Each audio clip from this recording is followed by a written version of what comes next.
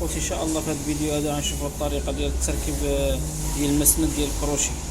والدور ديالو شنو هو؟ الدور ديالو هو اللي كيشبرنا هاد الكبسوله هنا باش ما كتبقاش الدور، حيت الا دارت هاد الكبسوله هادي غتبقى تهرسنا ليباري، اصلا ما تخدمش الماكينه، عاد تهرسنا ليباري ما تخدمش. يعني المسند هو اللي كيشبرنا هاد الكروشي هذا باش ما يدورش، كيشبرنا غير الكبسوله ديال الكروشي. اول حاجه كنجي كنعوض هاد الكبسوله ديال الكروشي تكون الفتحه ديال الكروشي تكون جهه الفوق. كنجيبو المسند ديالنا كندخلو على هاد الشكل في البلاصه ديالو هنا، في هاد السكه ديالو هنا.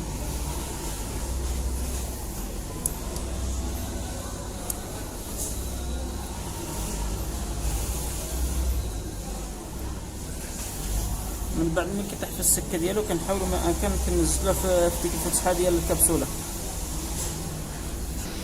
كما شفتوا معنا. هو طايح هنايا في هاد الفتحه ديال الكبسوله.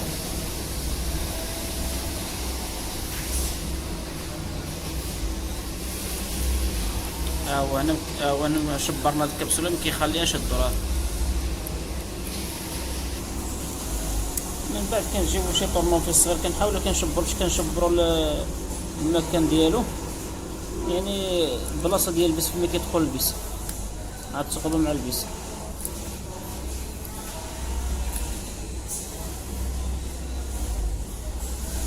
من بعد كنجيبو البيس ديالو كنزيروه.